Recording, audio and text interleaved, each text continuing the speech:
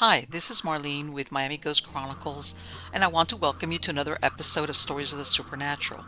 Wherever you find us, whether it's a video or podcast on your favorite platform, please like and subscribe to us so that you can get notification of when a new show is released. You can also find us on major social media platforms. If you go to miamighostchronicles.com, you can find links to the videos or MP3 files, which you can download and enjoy without commercial interruptions. If you're into classic horror, ghost, and adventure stories, I narrate Nightshade Diary, and you can find links at nightshadediary.com. If scary stories are your bag, and listening to encounters with cryptids, ghosts, dogmen, and other weird creatures sends a shiver up your spine, then go to supernaturalstorytime.com for links to our weekly podcasts. Noteworthy news about the paranormal world, true crime, conspiracy stories, and anything that is just plain weird can be found at eerie.news or visit the Stranger Than Fiction Stories tab at miamighostchronicles.com. Please subscribe to my newsletter on Substack. Just go to mppellicer.com for a link. I want to thank you for being part of my audience, and I think you are all wonderful. Hi, everybody. It's Marlene with Stories of the Supernatural. How's everybody doing? Good, I hope. Everything is good over here. I know I've gotten some emails about, since people that are aware that I live in Florida. I live now in North Florida, and luckily we braced for it, but I had purposely moved to what I did in the middle of the state, as in far away from the coast, because I grew up in Miami and I know what it's like to face hurricanes my whole life. And we made a decision. Yeah, it's beautiful to live on the coast, but when it comes to moments like this, you realize, you know what? I don't want that worry. So we got lucky. This thing skirted in, as everybody knows, it came in south of Tampa through Lee County, skirted across the state south of us, and all we got was some rain, some wind bands, and of course, right now as I speak, it's exited and it's up on the east coast of Florida, making its way towards it's again become a category 1 hurricane, and it's going up into, looks like, the Georgia Carolina coastline, Savannah, Charleston. Let's see what happens with that, and that's an ongoing thing. But let's get on. But before I forget, guys, don't forget to subscribe to my Substack newsletter. It comes out a couple of 2 to 3 times a week, and on there I put all the important stuff. It I am gonna have a giveaway for my new book that just came out, The Phantoms of the Follies. Probably I'm gonna have the giveaway through Goodreads, but it's available for pre-order, but it will not be available until October 4th. Okay, about a week from today. And I'm gonna, and usually in the newsletters is where I put out there if I have giveaways.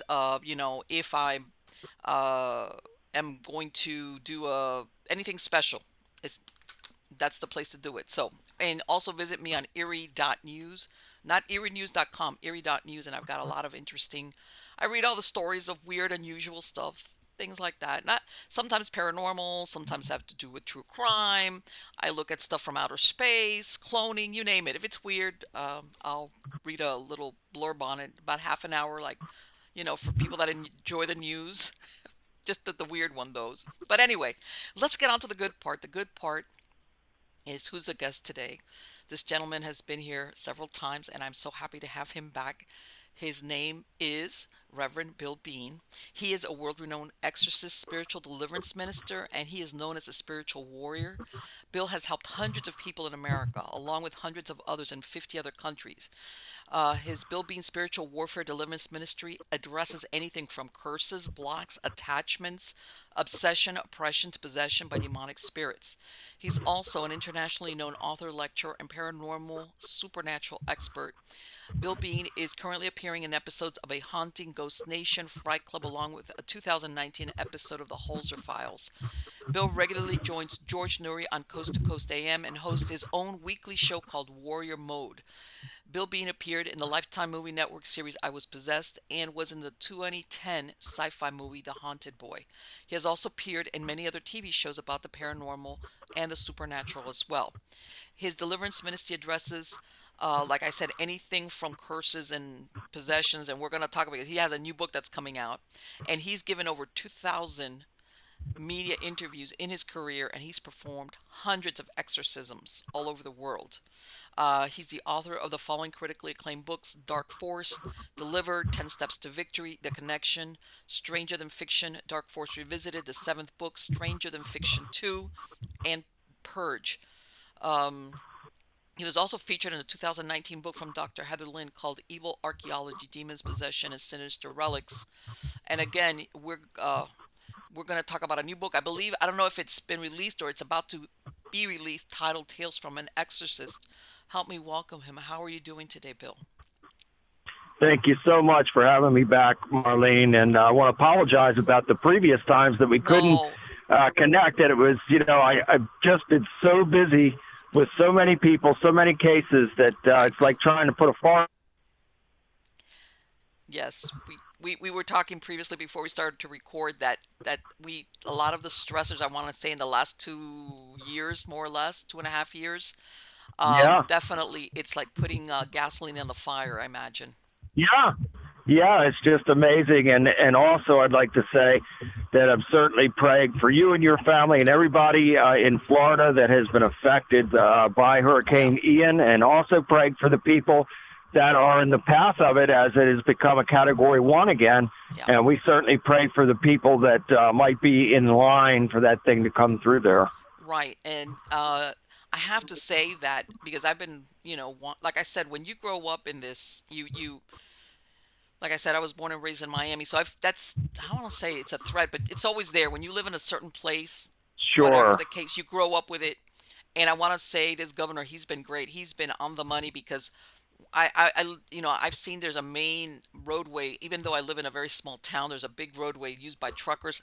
I've seen dozens of those well, from different companies, like electric Yeah. companies from out Oh, of yeah. state, Sure. dozens of them heading southbound. It looks like they've really brought in ahead of time in order to get the electricity restored. God, because let me tell you that makes a Yeah. big difference. We've all wimps, and I might admit I'm one of them.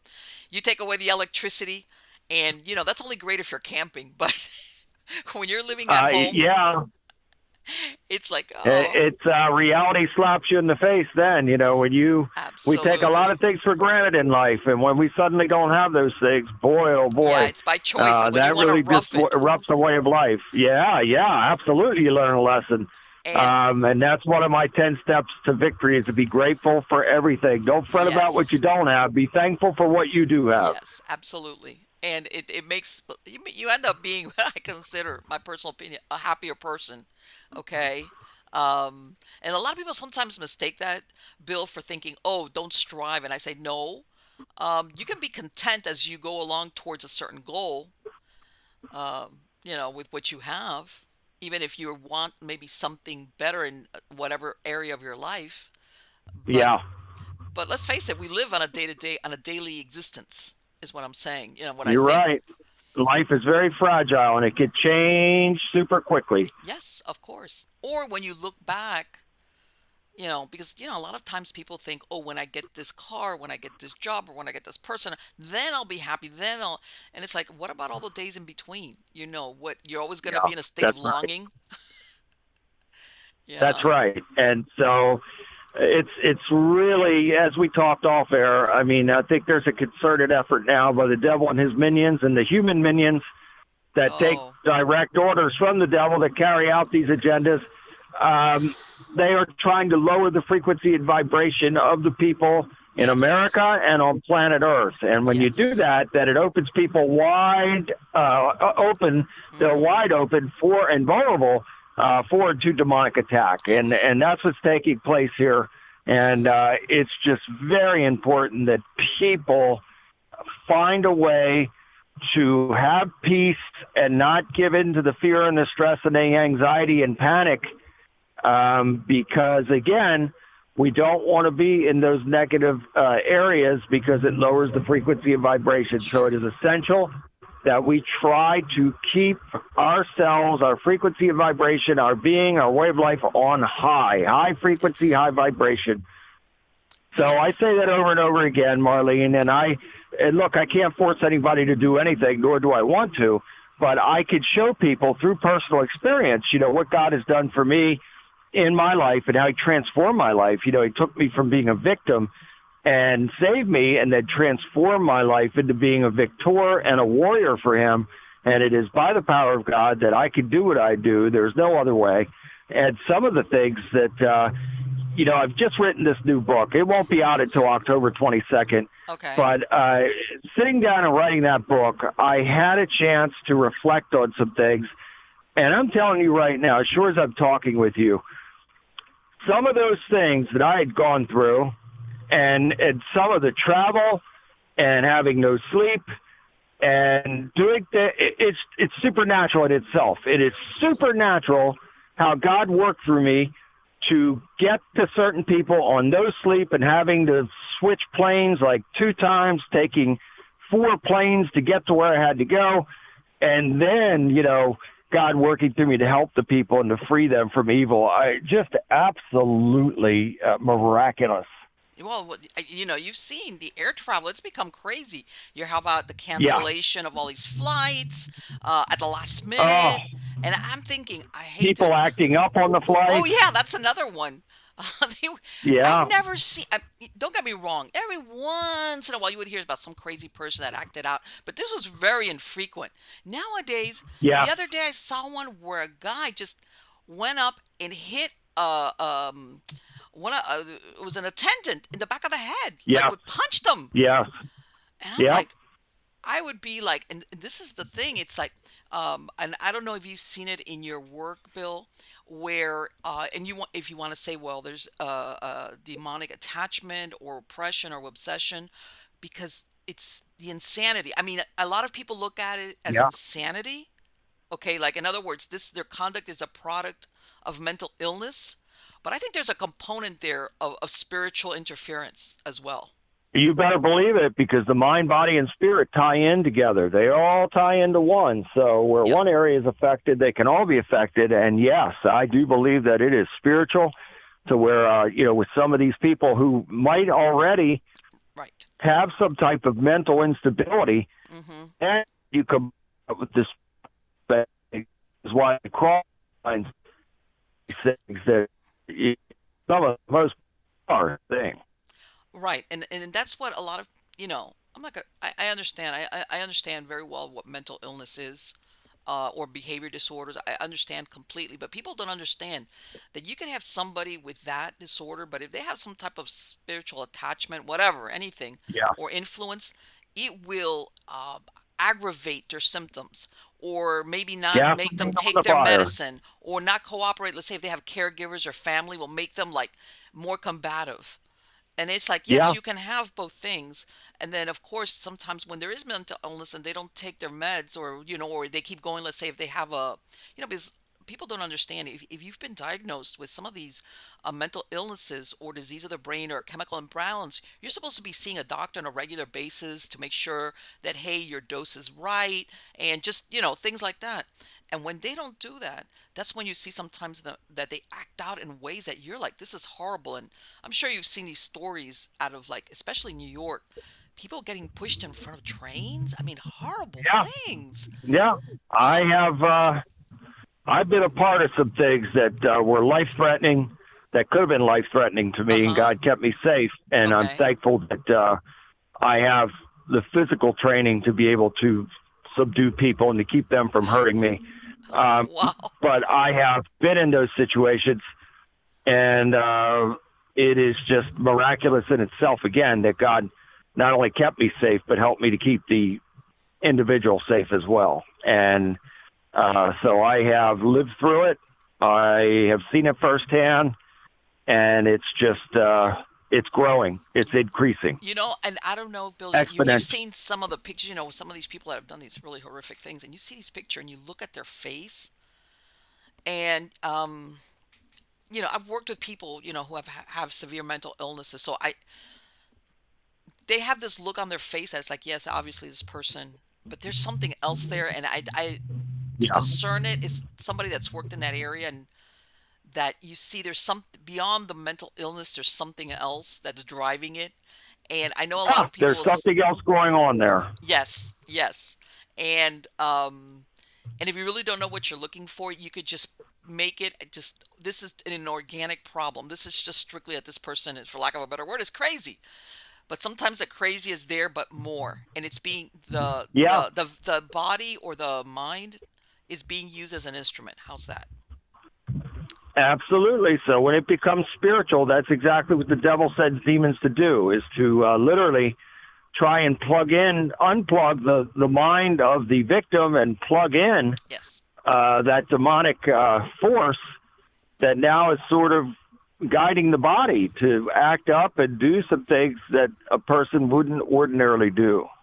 Well, and by the way, and I've said this before, and I'm saying I'm not giving it out to anybody, even serial killers, whether they have mental, because you can have a mental illness. By the way, that doesn't mean you're insane. In other words, you still know the difference Right, between right and wrong.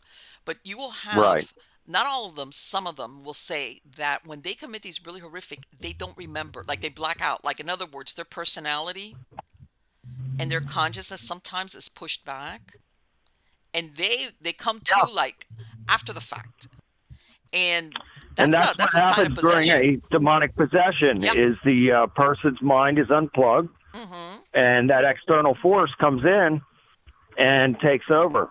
Now, in the case of some serial killers that I've studied about, Mm-hmm. they had in their younger years, they were exposed to evil. They Oh yes. were calling on evil. They were participating in cultic type of things. Yes. And there were also some uh, killing pets and Yes. animals and dissecting them and Oh yeah. beheading them and things of that nature. So they had the recipe and every ingredient there for the devil to work through an individual like that and create as much destruction through that person as possible. Yeah. There's I mean, whether and I know some people don't like it, whether it's psychopath born. We've talked about it, Bill, sexual molestation and Yeah. physical abuse as a child, which is an entry point. It's all like a mishmash that basically it just for years. And of course, the child grows up, and then, especially if no adult was there to protect them, then, like you said, they become sociopathic. They start doing exactly what you described. They want to be the Yeah. victimizer instead of being the victim, and then they go Absolutely. into dark paths. Not everybody, by the way. I'm not saying there's a lot of people sometimes that endure very horrific things as children, and they get beyond it. They go beyond it, but there's some that don't. And like you said, when you look at their backgrounds and their childhoods, it's like, wow, some really dark Yeah, stuff it's just happened. amazing. You look at that and you say, "Wow!" You could see how that began to form, Yes. and how the ingredients were there for that individual to go on to do high wickedness. Let me ask you, in this book that you're about to release, I saw that you have several stories. Are these some of the encounters that you've had? Uh, Yes, okay. Okay. and some are. I was very careful in trying to protect the identities of some of the clients, and Okay. I did everything that I could by changing dates and locations, and certainly either not mentioning names or changing names. Mm-hmm. But in other instances, one, two, three or four, um, they agreed Okay. and wanted their stories told, and I mentioned them in there, and it's Okay. very powerful. And I'll tell you, Marlene, this is the 10th book that I've written, Mm-hmm. and out of the 10, this will probably be the most compelling as far as people digging into this and seeing the dynamics that took place, reading about what was going on in the person's life or the family's life leading up to that full manifestation of evil that nearly destroyed some of these people and families. Oh, sure. Let me ask something, Bill. When you get contacted by a family or a person, do you do you feel before you get there, am I dealing with something demonic, or is it when you actually meet the person? Because I imagine they contact you first. At what point or do you start getting how can I say it? It's like a feeling. I don't know. Do you get something beforehand before you even meet the person? Like, yeah, there is something here malevolent involved with this Yeah. person. Okay. Yeah. So when the person contacts me, I know right away. I don't claim to be anything, Mm-hmm. Marlene, but what I can say is that God gives me a knowing of things. That's the best way Okay. to say it. Sure. And yeah, so I do know, and God will sometimes show me things and show me exactly what's going on. Okay. And so then we just take it from there. And also, like the other night, this was just so amazing. I do sessions, and again, God's worked through me to help people from all over the world. And I was answering. I usually go on late at night and answer my messages because I'm so busy. That's the only time. I still don't get to bed probably between 6 and 7 a.m. now, and Okay. that is every morning. Wow. And so I go on very late, whether it's 4 or 5, 5:30, whatever, and start answering some messages on like the social media. And this message came across 2 nights ago, 2 mornings ago, and this man was frantic, and he was in Tunisia, Northern Africa, Okay. and he saw me on a TV show over there and reached out because he was getting close to suicide. He was just, he had had enough. Nothing was going right in his life. Been suffering for a long time, being attacked by demonic forces, and Mm-hmm. and that's what happens too. It's all part of a game to where they want to wear the person down to the point to where the Yes. person gives will to fight and to live, and that's how possession can take place or suicide.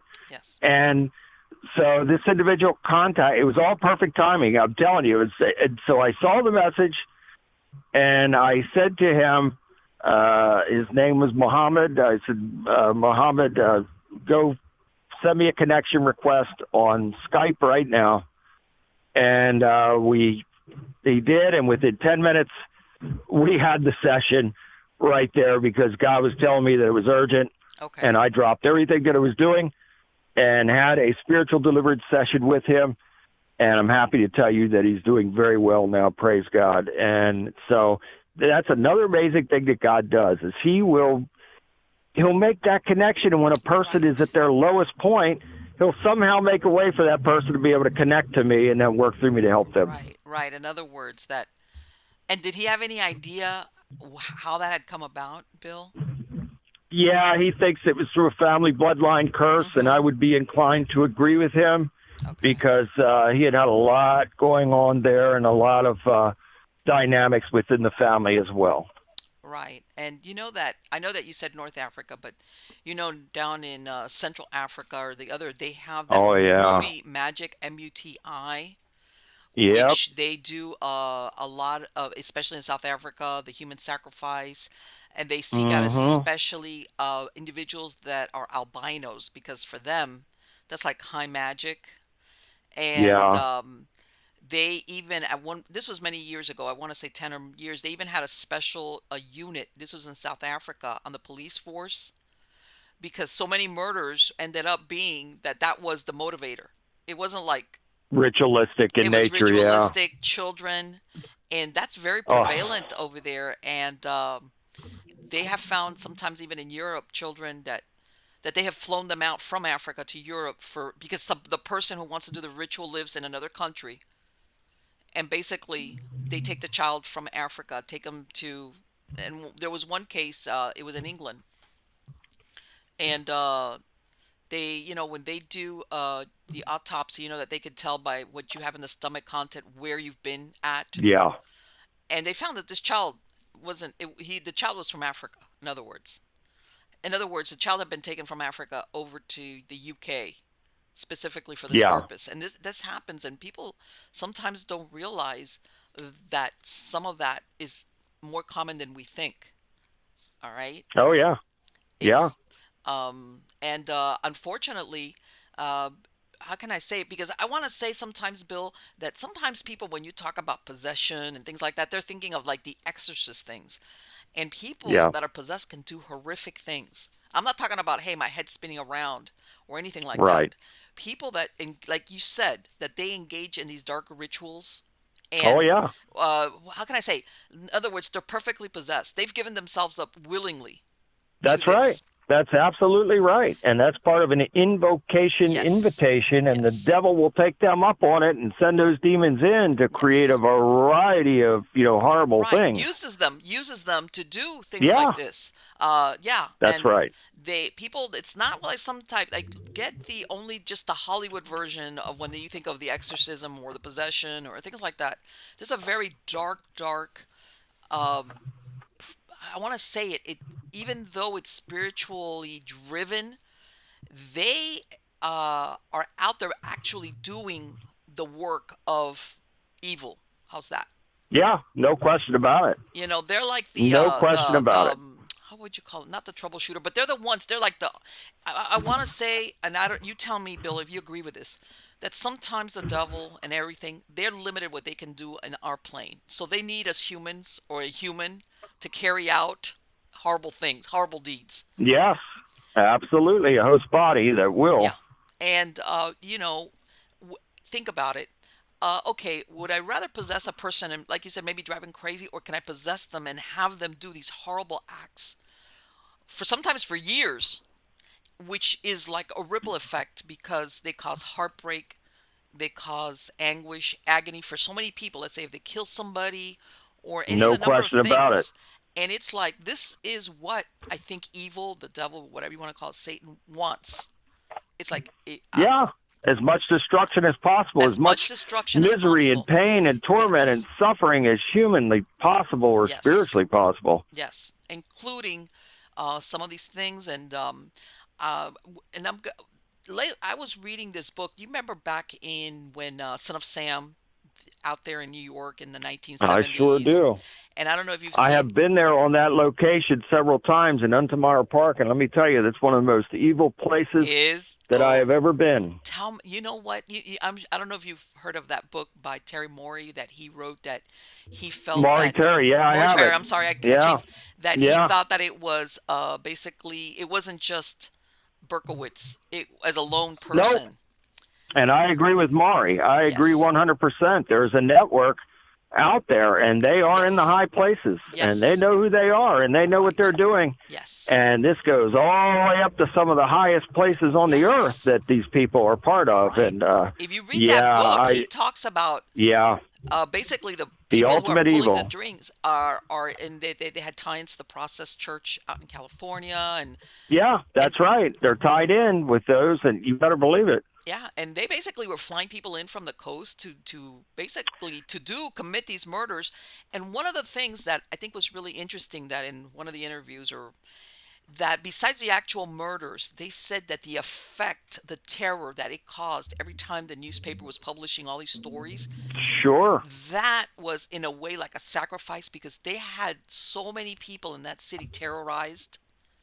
Tie trauma. That That is, trauma, it's that yeah. I mean, you're adding high levels of trauma into yes, something, and it's just horrible. It is. It's a horrible right, situation, and yes, I with the late Maury Terry on what he yes, wrote about in The Ultimate Evil, no right. doubt. And people think, well, you know what, that was just a side effect, of course, the newspaper. But they said, and according to what he said, basically that was one of the effects of, that they would shoot people here, shoot people there, that they were sending letters, to the newspapers to heighten it Yeah, up because they knew the newspapers, of course, would then blast it. And that basically that terror that all these masses were feeling was part of their how can I say their idea, their evil plan. How's that? I know it sounds a little bit like yeah. Part of their terror, and really, if you want to talk about terrorism, that would be under domestic yes, terrorism. yes, That it was creating a level of terror mm-hmm, against the people of really not only New York but in other places right, as well, like Minot, North Dakota, and any other yes, places where the process was manifesting yes, and yes, operating out of. And that the process originally originated out of England, right, out of the and UK, yeah, yeah, and so Manson was mm-hmm, connected to them. Again, the Berkowitz and the Son of Sam people and yeah, others as well. This sure, was and probably to this day, probably is still a very large organization. yes, that is certainly operating in the shadows Mm-hmm. and doing a variety of evils. Well, How many people? Is it like 2,000 people a day go missing in America? lots of them. Where are these people going? Where are some of these people going? Well, and this is that's the thing. Unless you have somebody, a friend, a family, somebody to number one, put in a missing persons report or put in a welfare check. Uh, it's like I've heard of people being discovered dead in their apartments like weeks later, and it's like this is very Yeah, sad. You mean you had very sad. nobody to at least call the police and say, you know what, I haven't heard from this person. Please go check on them. Um, Very, very sad, Marlene. It's heartbreaking yes, it to know is. that somebody perished like that and then just undiscovered for days or weeks or even Yes. months. Yes. And then what you were saying originally, what happens, Bill, is same thing. Somebody disappears. If you don't have anybody, a friend or a family, to first of all put a missing persons report or start, giving the grief to the police. Hey, where's this person? You need to look for this person. That's it. It fades into the background. And if they ever find any remains, and that's a big if there's nothing there to tie them in, now with DNA, I don't know if you've seen, they have Yeah, found a lot of these cold cases are being closed or they're being basically unidentified victims are being ID'd. And even then, sometimes they have no idea who did it. All right. yeah, no, it's true. But yes, there's a lot of predators out there. And whether you want to say, I want to say that a good large portion of them, if not all of them, are under the influence of evil. No question about it. Yes. And it continues to grow, and that's why it's so very important. I didn't come on your show to preach a sermon, but Go I ahead. came to That's speak truth, yes. and I always pray that God speaks through me to speak truth.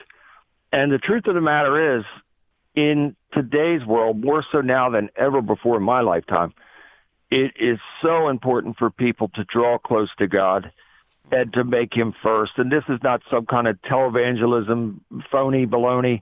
This is truth. I'm speaking. I'm telling you, I've been there. I've been to the lowest lows, and I've had my life saved and spared by God and transformed as well. And went from having a life that I was wishing for death for many years to now having a life that is so blessed that I wouldn't trade my life with anybody's life on this planet. I praise God for that. So if we could just be real with God and be real with ourselves and keep him first, then our lives won't become perfect, but they will become much more blessed, and we'll be able to navigate through the daily minefields that are thrown at us. Yes.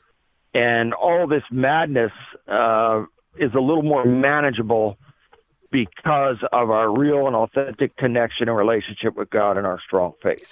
Well, the way I see it, Bill, is, whether you want to say you're a deeply religious person or spiritual, whatever, if it really didn't matter or wasn't anything, why is it being so attacked? Yeah, Okay. I have never, yeah, ever seen so much repression of religious observance, spiritualism, anything. It's right. like, this is incredible. I've never seen this in my life. What is this? They are doing their best to try and eradicate faith and Yes. faith-based people Yes. and faith-based ideals. And so you hit the nail on the head. If there's nothing to this, then why would they go to such an effort to try and distance and Yeah. sort of create a distortion between God and man, Right. and trying to separate man to where people can't find God? They're spoon-fed just awful, horrible things on a daily basis, and it just is designed to lower the frequency and vibration to the point to where people are completely desensitized. Yes, it is. It is. And so when they become desensitized, you can throw anything at anybody, and they go, oh, yeah, I've seen that before, no big deal. Yeah. Yes. So now we're to the point to where, how can I say this? And I love all people. I'm not against anybody. I hate what some people do, to be Sure. honest with you. Of course. And there are some things taking place right now in our country that Yes. are on a slippery slope Oh, yes. to the point of there's going to be either there's, and I don't want this or wish this, but it's going to get to the point to where there's either going to be some type of civil disturbance, Yes. or somebody's going to do something, or God himself is just going to have enough of this. When you start to see these gatherings Mm-hmm. with children Yes. and putting them on stage and having Oh, them sexualized and that having them in I places. you know what? This is the one thing that I say. In some of these parents that I see that take these children there is like you want to slap them. It's like, hello, why are you bringing your child to this? Isn't there anything in you as a parent? No protection that you're like Oh, whatever your beliefs are, is there's nothing in you that you want to protect your child and say, you know what, when you're an adult, you can make your decisions, but for now, I'm going to do what a parent is supposed to do, which is right, protect you're a you. guardian, you're a protector, Yes, you're the person that's in charge of shaping the yes, child's mind and yes, ideals. And I've never in my life, I'm 56 years old, I have never in my lifetime seen such a blatant disregard for yes, children, yes, um, on the part of parents and the system as well. And this is part of an agenda to right. desensitize again. And so it's a very, very dangerous thing. It But you, boils my blood, to be honest oh with no, you, no, when I but see see, these types of things taking place. this is the thing, Bill. You could have a whatever, a show, whatever. I don't care. If nobody shows up, if the parents are like, I'm not bringing, that's it. Nobody's bringing their child. Forget it. It's just nobody's gonna put together an event if nobody shows up. The problem here are the parents. Okay. I agree. I absolutely agree. I mean, what are you thinking? What Yes, can you of be course. thinking?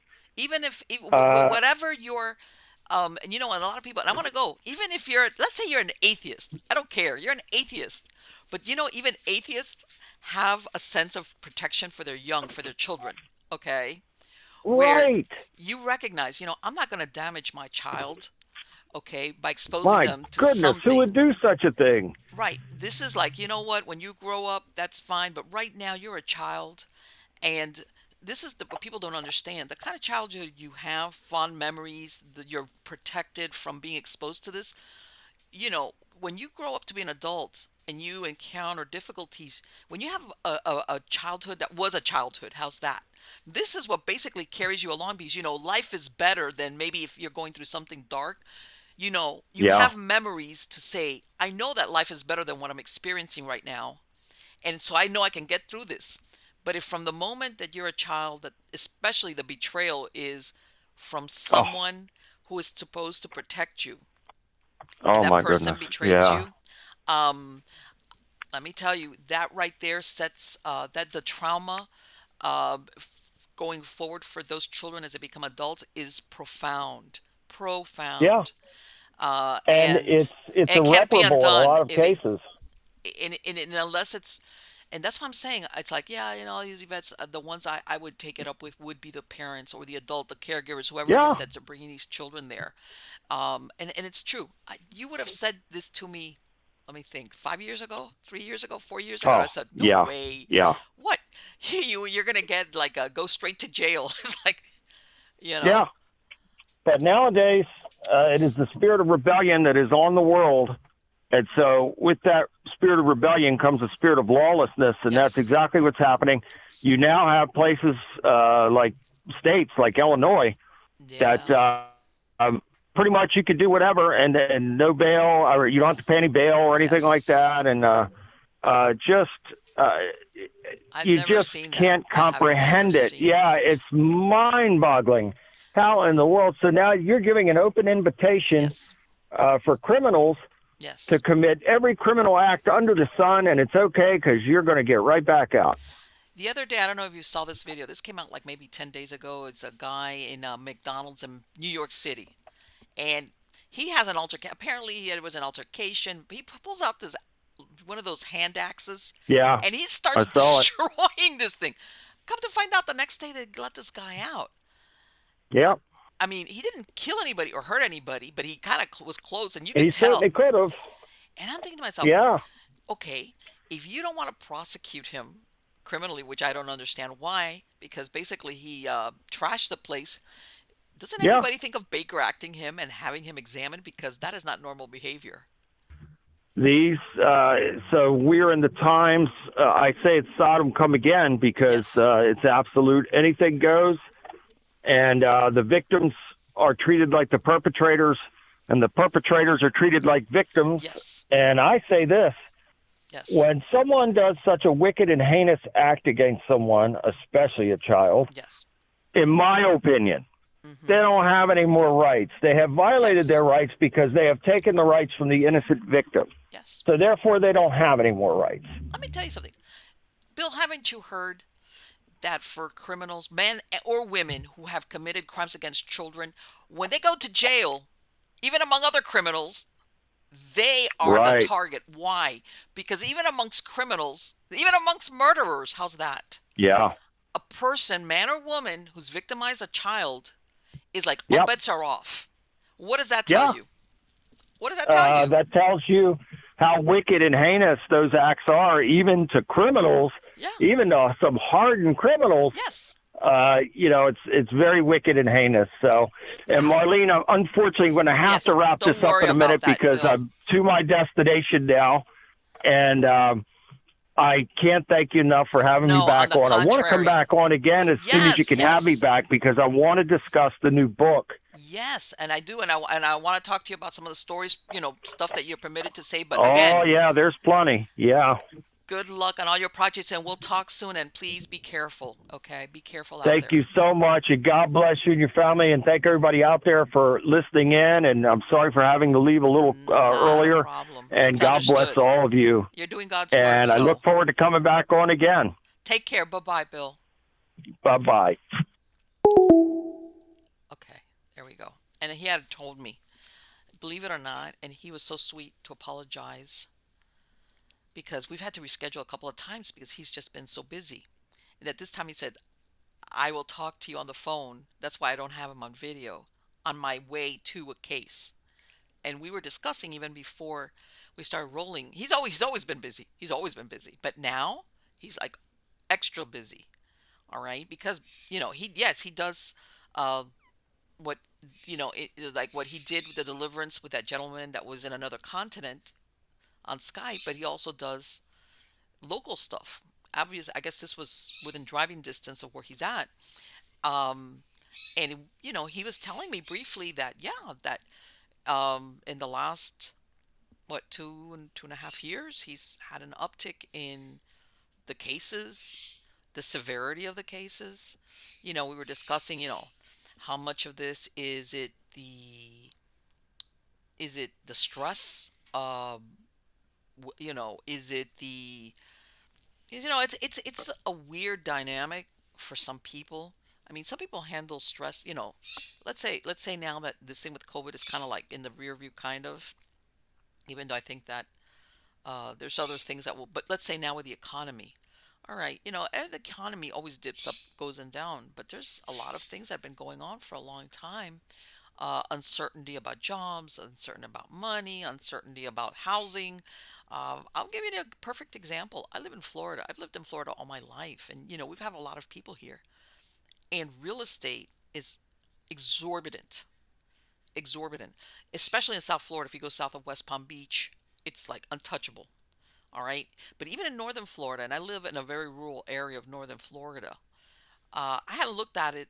I hadn't looked at the at rentals or anything like that and few weeks ago. Somebody asked me, and I was surprised. First of all, the scarcity of properties, and if you could find one, yes, it's less than if you moved to the southern part of Florida, but still, it was like astronomical. And I was looking like, how can people afford to live? My point being the stressor, unless a bunch of people pile in and live together, all right? And how can I say it? Once upon a time, I want to say like in a galaxy far, far away, uh, when you were young, you would get a job, let's say at a fast food, or maybe when you were going to college, or even whether you got a job, and then you would start to work, and maybe you got married or whatever. But you always had, whether you got married and you both decided to buy a house, or whether you were single, you basically, once you got your groove on with a job and you were getting some decent little money going on, you had hopes. If not a house, you could buy a condo, you could buy a townhouse. Um, it was accessible. It was accessible. You just had to work and, get your money together and, get your credit together, and chances are you could buy something. And this is the way it's always been. A single person or a young family, they go into what they call starter homes, which is you buy a little house, maybe 2 bedrooms or no garage, or an older home, a fixer upper, and then the thought was always that this is how you start, and then you had hopes of, quote unquote, the American dream of, hey, I can have a place to live, whether you have it for your family or for yourself, or hey, I don't want to be, I don't want to be a renter all my life. I want to have a place where I'm going to, or let's go the other route. Let's say you're one of these persons that says, hey, you know what? I want to become an investor. I want to buy properties, and this is how I'm going to make my money. I'm going to go into real estate, and I'm going to start with, smaller properties. Again, properties fixer uppers, or let's say you're one of these people that's good with a hammer and a nail.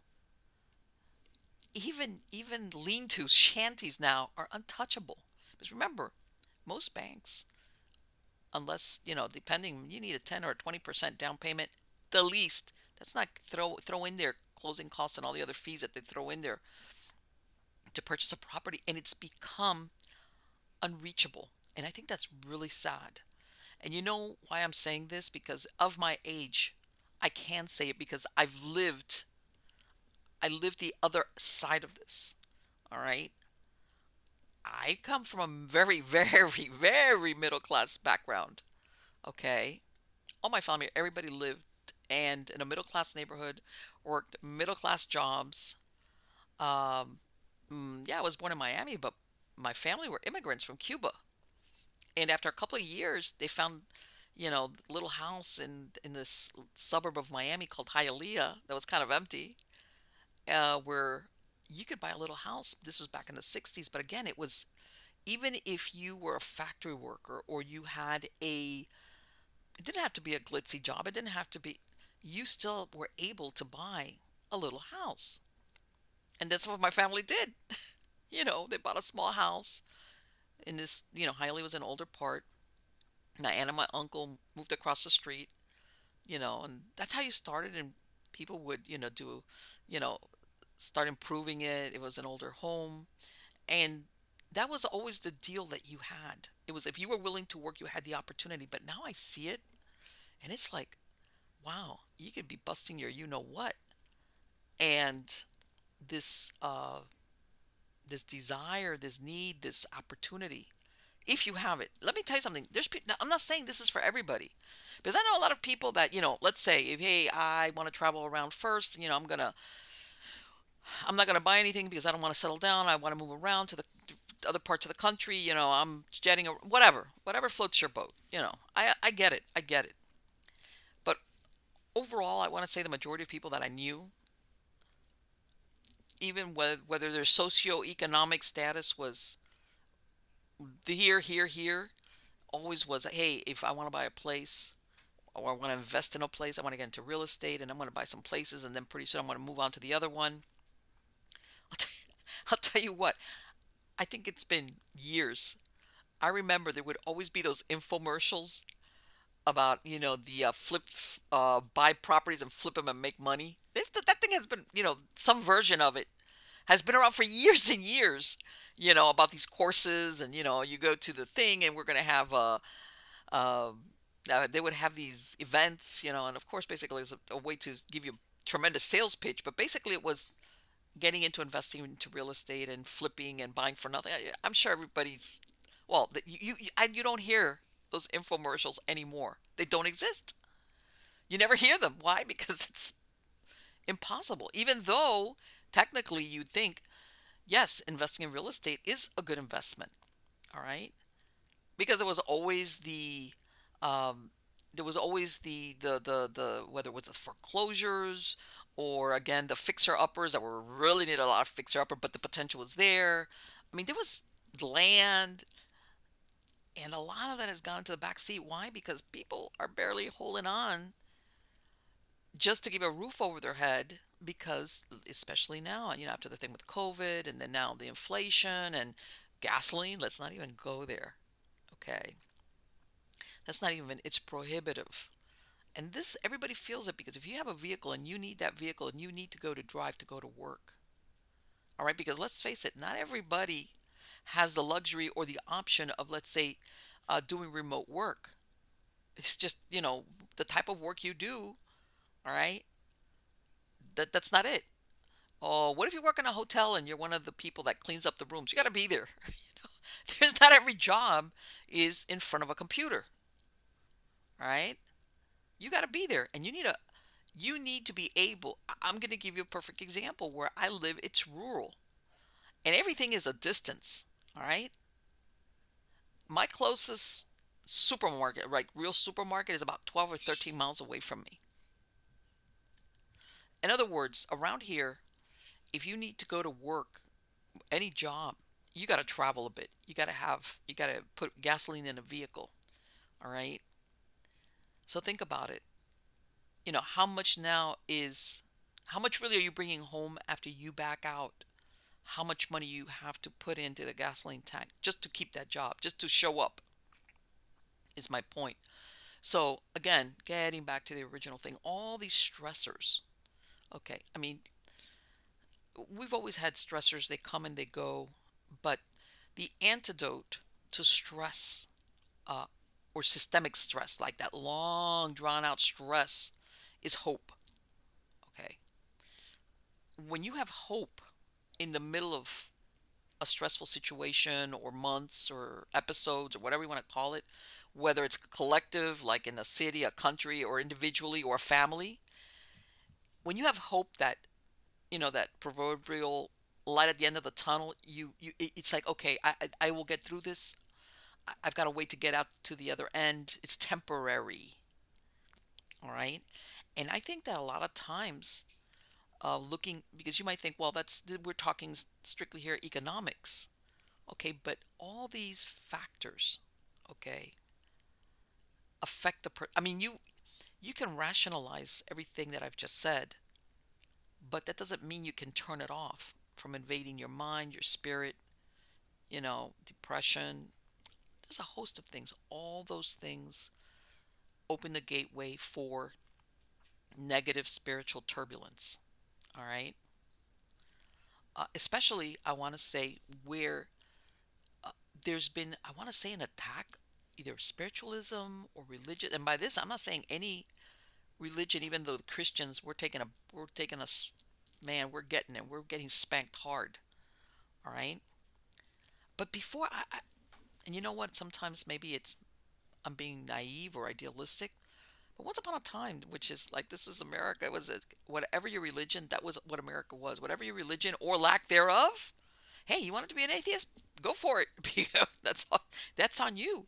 You want to be a new ager and and consult the stones or the gems or whatever? Go for it. Jewish, Christian, whatever it was in America, it was like that was protected and nothing was attacked. All right, to each his own, and you would worship in the best way you saw fit, unless of course you were, by the way, you were a cult, like where you're killing children or something like that. But let's face it, that's not the majority of stuff. And I've never, again, seen what I've been seeing, and it gives me pause because, like I said, when you've been alive as long as I have, like, the before and the after. When you're only alive X amount of time, you really don't know the before. When you're a little bit older, you have the luxury, if you want to look at it, of the before. You have something to compare it to, and that's why you're like, what is going on? And believe me, I am a very laid back, live and let live kind of person. I really, truly am. All right. I always try to keep that balance, which is always that, which is, even if I don't agree with what you're doing or thinking or saying or whatever, it's like, man, I never do that. But there was always a part of me, and That you always thought it was society, which is okay. I wouldn't do it. That's not for me. But hey, if that's what you want to do, be my guest. Go ahead, do it. Yeah, I might not agree. I might even go, God, what is that? But it's almost like for me to have the freedom, I have to give you the freedom to do the same thing, do whatever it is. Again, unless you're hurting somebody, a child, or forcing somebody, then that changes the whole dynamic right there. And I've never seen that, I don't know, that freedom attacked that way. Um, to me, it's like I pointed out to Bill, if it was not such a big deal, they would just leave people alone. It's like, they wanna go to church, or they wanna do this, or they wanna whatever. Why go through all the trouble if there was not something to it, as far as whether if you want to call it spiritual salvation, or let's say you're not the type of person that, but it does something for your mind that you feel whole or protected because you have a spiritual belief, a religion, whatever the case might be, that soothes you. It soothes your mind, it soothes your heart, it soothes your spirit. Okay, even if some person can say, well, I don't see anything happening, but to that person, that's how they take it in the religious beliefs, their practices brings that to them. What does it matter? Unless what you're trying to do is you're trying to drive everybody crazy, then you want to take away anything that will soothe them.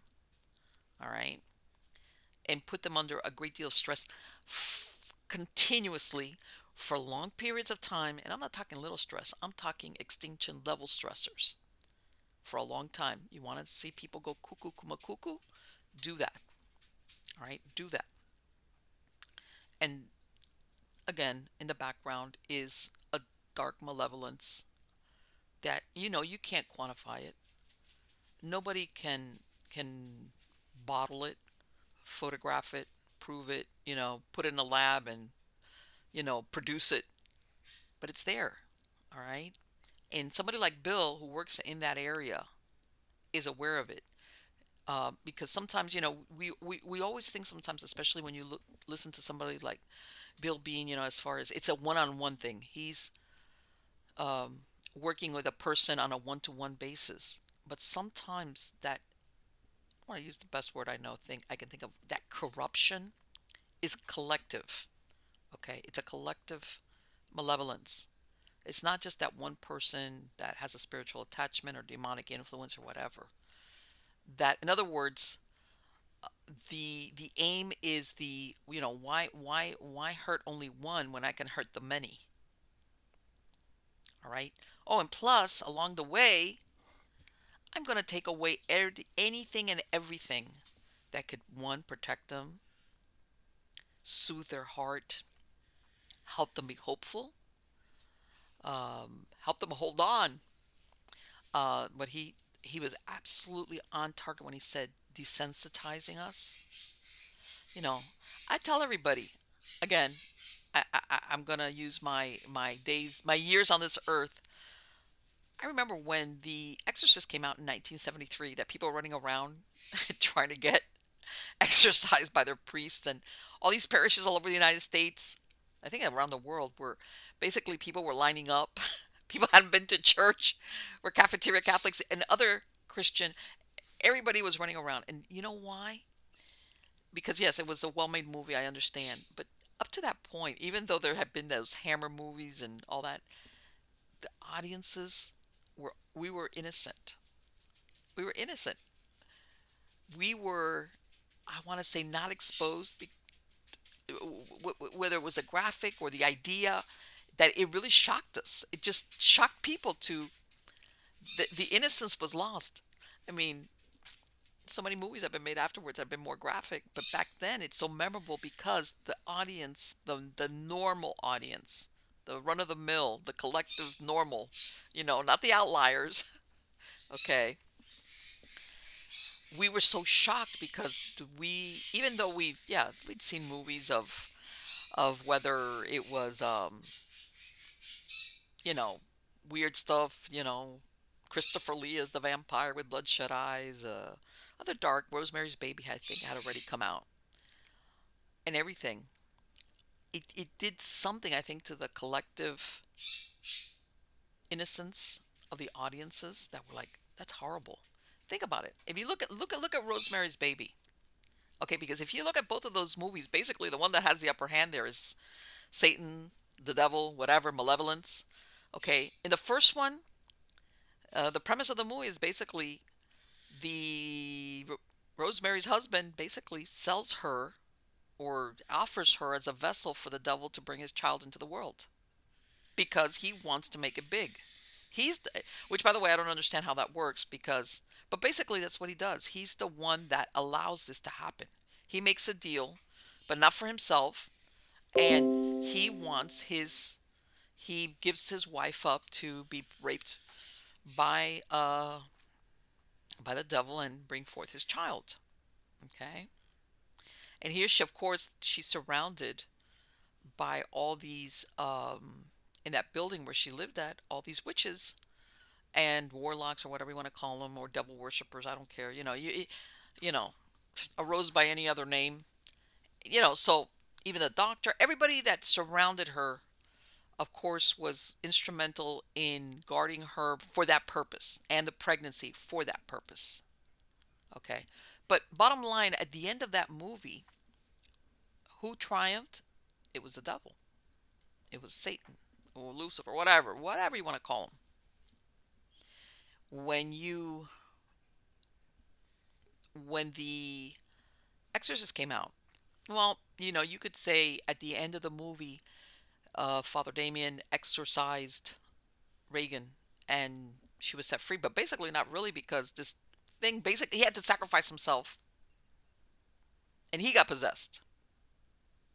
So in a way, it wasn't that the priest was able to send the demons or the devil or whoever was in there back to hell or wherever.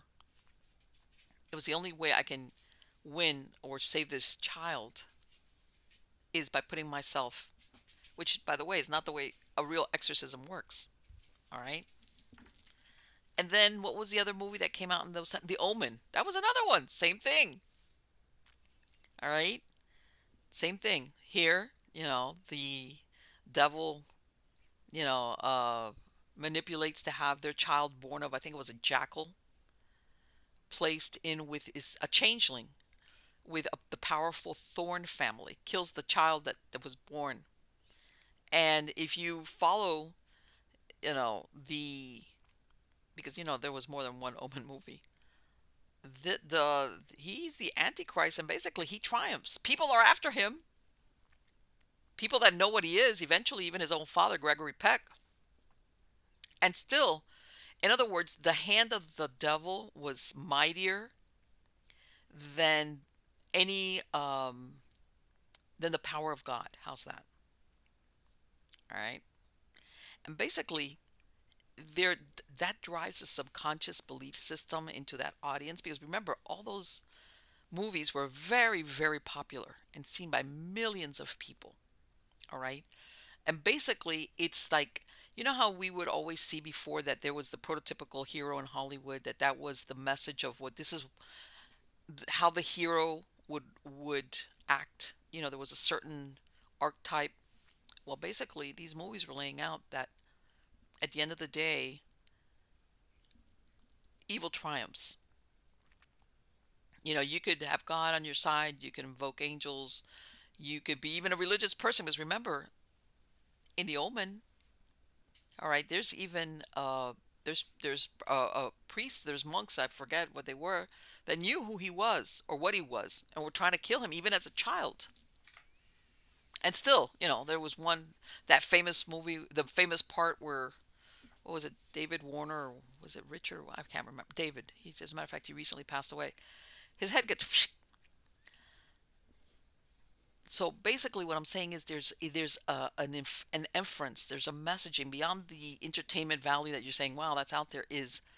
There's no getting away from it. No matter if you're a priest, no matter how religious you are, no matter if you ask for help, uh, you're you the you can still be victimized because if you remember, even in the Omen, the Thorne family, the couple which is played by Gregory Peck and Lee Grant, they were rich, but they were nice people. They weren't bad people.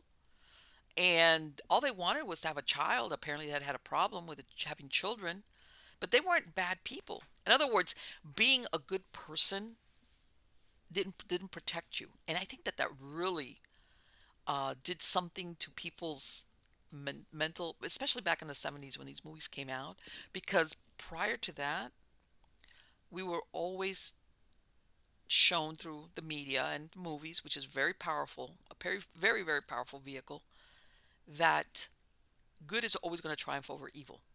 All right. At the end of the day, let's face it, all the Hammer films, I'm going to go back to the Hammer films. But even before that, you know, Christopher Lee, Peter Cushing rushes in and puts a stake through his heart. I don't care about the bloodshot. It doesn't matter. Always at the end of these movies, even earlier ones, if you want to say, well, they have a happy ending, but always the message was good triumphs over evil. The good person triumphs over evil. Even if they have to sacrifice themselves, they know that their sacrifice means the triumph over evil, the bad guy, the bad company, the bad government, whoever the villain was in the movie. But in let's say for these purposes, we're talking here about evil as in the devil, Satan, Lucifer, whatever, whatever. Okay, whether you want to say it's a monster movie or anything like that, the end was always that. And then these movies started to change that the paradigm. And by the way, even after that, all right, um, it's never gone quite back. It's never gone quite back.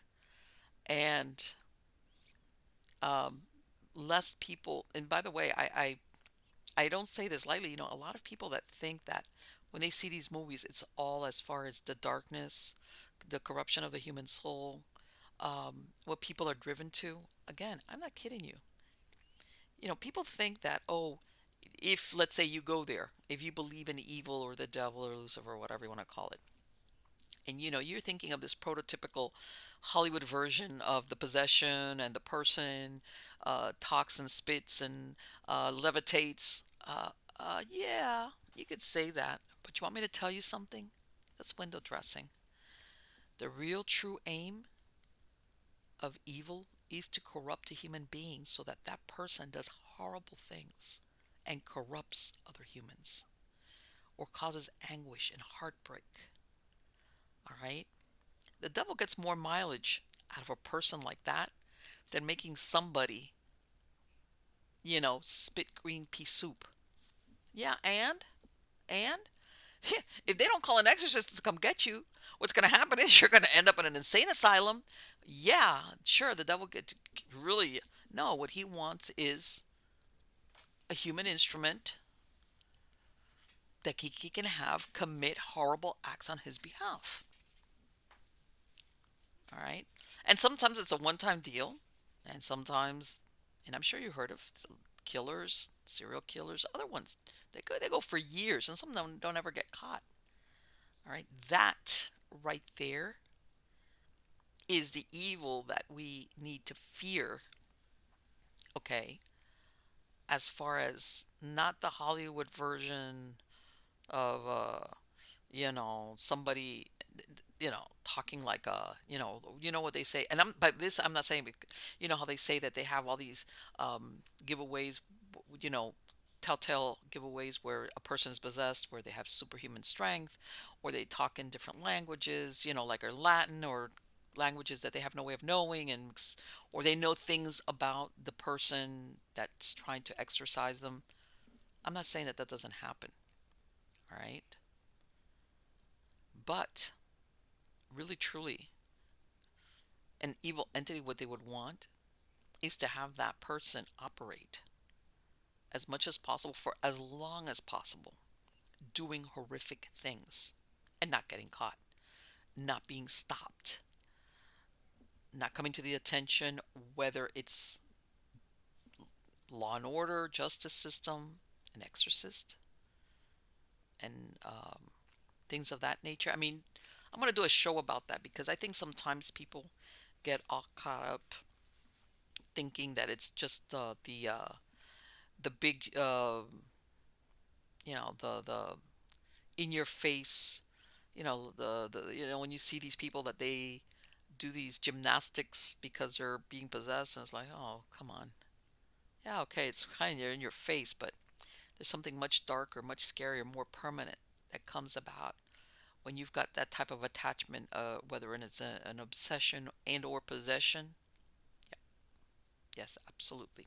So anyway, guys, I hope you liked this interview with Bill Bean.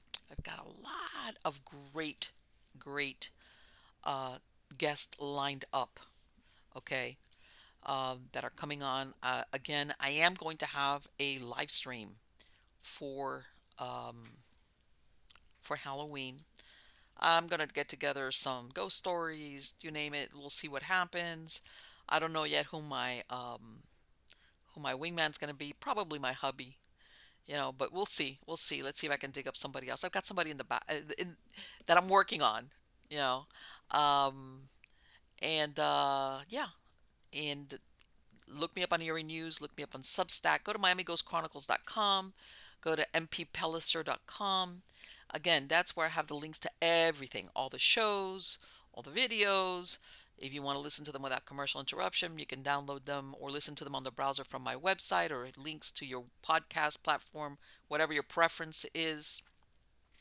And let's see, because we're heading towards 2023 like a bullet. And I hate to say it, but you know what? You know how everybody always thinks, especially after a rough year, like, oh my God, I hope this new year is going to be better. Let me tell you something. I've never meant that as much as I do now. I think we are really, really ready for, like, let's have a good year.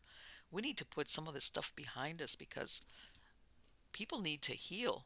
People need to heal and move on. And life is not perfect, and that's just the way it is. But man, we need some time to heal and get ourselves together. And along the way, listen to weird stories that Marlene brings to you. So until then, thank you so much. You're all wonderful to come and spend this time with me. Take care.